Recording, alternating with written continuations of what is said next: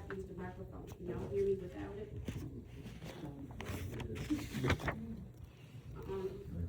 Bless her.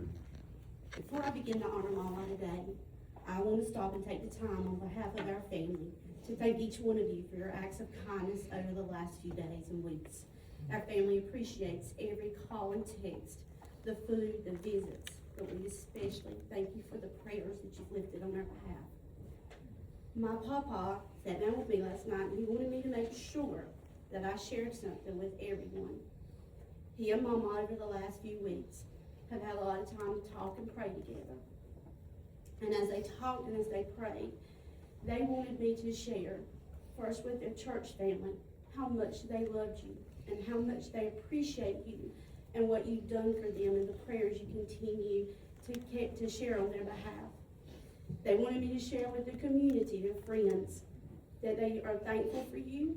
They're thankful for the ones who lived in front of them, the ones who lived next door to them, the ones who cared and prayed for them and brought food and visited. Our community here in Williams Lake is a very tight community, and I'm very thankful that I was raised here, and my grandparents are thankful to each of you for being a part of their lives. We want to thank our families, from their nieces, their nephews, and their cousins. They want to thank you all for your love that you always show them, for your visits, and just for always being there for them. And Papa and Mama wanted me to share specifically with Mama and Buddy, Carolyn and Aunt Mary, Shannon, Christy, and Josiah, Harry and Justin, Don, Donathan, and Nia, that they were so thankful at how we pulled together to take care of Mama, how we loved them, how we supported them. He said they prayed every night and they thank God for us, and I thank God for us. And I pray, it's my deepest prayer, that we will carry that with us for as long as we live. God gave us a goodly heritage. He gave us wonderful parents. And that's what he wanted me to share, is that not just from him, but from Mama. She's thankful. Over the last few days, as I was trying to figure out how I wanted to pay respect to my Mama and how to truly honor who she was in each of our lives, I did a lot of praying. I did a lot of reminiscing, of course, and I did a lot of reading in the scriptures of the Bible. As I prayed about it and talked to God about it, I felt like he was leading me and talking me, and through talking to Papa and our family, he of course kept leading me back to Proverbs 31, the virtuous woman. I'll admit, that's a scripture in the Bible that's always intimidated me as a young woman. I always felt it was unattainable. It was just something impossible to be. But when I've studied it and prayed over it the last few days in reference to my grandma's life, I realized that virtue isn't the things you do physically, but it's the heart of who you are in relation to who God is in your life. And that's what my mama was. She was a virtuous woman because of who she was, because of God, who God was in her life. So it fits perfectly for Mama, because in her heart, God has always had the preeminence. With that, I want to read verses 25 through 29 of Proverbs 31, and I have to have a magnifying glass. Strength and honor are her clothing, and she shall rejoice in time to come. She openeth her mouth with wisdom, and by her tongue is the law of kindness. She looketh well to the ways of the household, and eateth not the bread of idleness. Her children arise up, and they call her blessed. Her husband also, and he praises her. Many daughters have done virtuously, but thou excellest among them all. For my mama, Jesus is her greatest blessing. He has been her greatest comforter, and he has been the very essence of her existence in my life.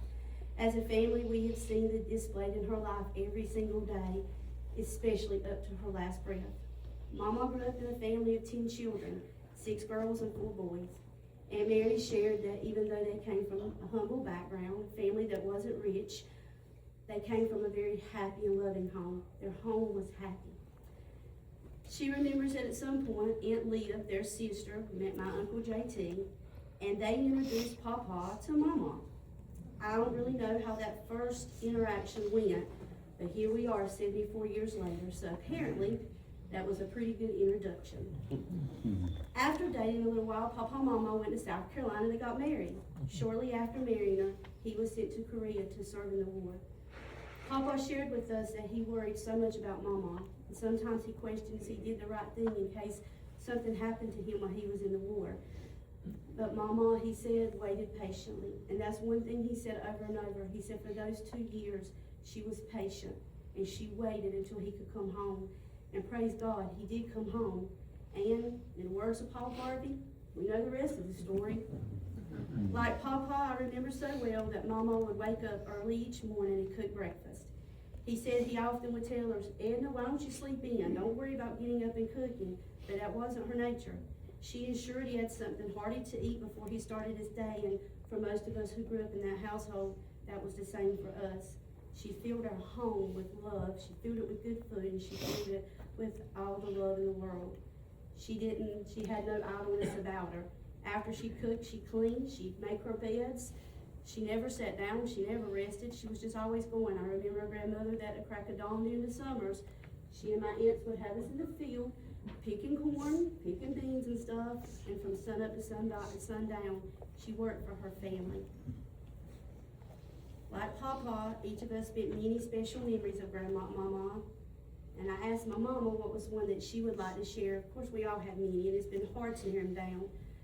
But this one Mama shared with me. It was about their nighttime ritual as a little girl. Mama said that they lived with Pa Jim in the old home place. The house had no electric wiring that would allow heat in the house. So at night, Mama would look at her and say, now get ready. When I tell you to run, jump in that bed. Mama said that Mama would hold the blanket over the old oil heater until it was warm. Then she'd say, run, Sue, jump into bed. And she'd lay that warm blanket over Mama and tuck her in at night.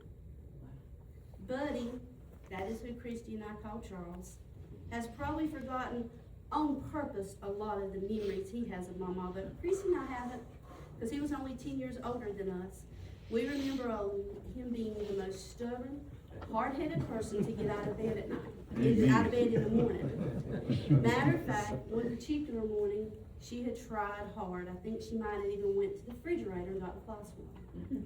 Christy and I were ready with our little backpacks on, and we kept telling Christy, I remember Christy kept telling Mama, the bus is coming, because we would see it come down the forks of the road. And Mama was too busy fussing at Buddy. We got left behind. And the reason we didn't go to the road, to the bus, is because Mama never allowed any of her children, even the ones she kept, out of the house when we were little because of that hole of water. That's the pond in front of their house. She was always worried about it. So she'd sit and she'd watch us walk to the bus stop. So Christy and I did what we were taught to do. We stood right there. And of course, Mama had to get us to school, and I'm assuming that Buddy got to school that day. But when I asked Buddy specifically what he remembered about Mama, despite all the gray hairs he put on her head, he quickly said that his greatest gift and his greatest blessing was he knew she was praying for him, that she was the most godly, prayerful mother. He also said that she was always unselfish, and she was. The very Thursday night that she passed, Buddy and I had been over there about 8 o'clock. I was getting ready to leave, and he was helping Mama get back into bed. And the first thing she did is she says, Charles, go home and get your rest. I want you to rest. Because she always worried about him being out on the truck. She always worried about him falling asleep. And as the self-proclaimed most favorite person in her family, she did worry about him. She had reason to do. For many years, Mama took care of children in our community. Some were family, but all became family. She took excellent care of every one of those children, and she made sure their needs were met. She did it with so much love, and you can better believe she did that for her own grandchildren. She was always up front with those parents, though. She'd tell them, if I can't make them mine, I'm not going to keep them. And trust me, she did. She taught them discipline. She taught them love. She taught them how to have values and morals. Today, I know many of those parents still sing the praises of my mama. That's how much she loved and cared for them. One in particular has always shared that she knew when she dropped her daughters off, she never had to worry about them. She knew they were cared for. She knew they were loved, just as if they were her own. In fact, I became one of those parents, as I was blessed that Mama and Papa were able to love and nurture and take care of Jonathan when he was a baby. As a working mother, it's hard to leave your child in the morning and go to work, but knowing that my mama was there to nurture and care for him made it so much easier. So I know how it must have been easy for Mama to leave Christy and I there, and for Carolyn to leave Carrie. She would often tell me, you don't need to take him to a pre-K program. You don't need to put him in place with other children. He's all right. And he was all right, because he was being cared for and he was being supported. But when I asked Jonathan all that time what his favorite memory was, he said he remembered Mama often making a pallet on the floor for him to take his nap. But she would lay down there beside him. The important part about that was Mama was in her 70s when she took care of Jonathan, and he realizes that physically that was something probably hard for her to do, but he also realized the strength and determination that came from her heart and her mothering. And that's the same thing that Josiah shared about Mama. He remembered and he shared that she was built tough, that his most fond, precious memories was just how tough and how spunky Mama was. He also shared that he will never forget that in these last few days, he got to watch our Mama worship. She didn't suffer, she didn't complain, she didn't cry, she worshiped. And for Josiah, that's his most precious blessing, and it is for us too. Those two boys became the object of her perfection over the last few years, but before that, she had 3 granddaughters. Christy and I and Carrie were very blessed to call her our Mama. We share a lot of memories of childhood together, Christy and I, but it's funny how certain things impact you differently. Christy and I have tons of memories, but she said that something she always remembered is when we got our school pictures one time, she cut out a big picture and gave my mom. We were kind of older, probably 9, 10. And she said she gave Mama that big picture. Mama says, well, Shug, I prefer a smaller wallet picture. And Christy said, I won't lie to you, Misty. She said, that bothered me a little bit. It kind of made me feel bad. She said, but a few years later, she said, we were somewhere. She said, Mama was talking to somebody. She said, at night of her pocketbook, she pulled out those old wallet-sized plastic picture holders, and full in there were pictures of her family. She said she realized then why Mama wanted those small pictures. She couldn't have shown those bigger pictures when she went places. Those smaller ones meant more to her. Carrie. When I asked Carrie what her favorite thing was, what her memory was of Mama, I won't say she didn't break my heart.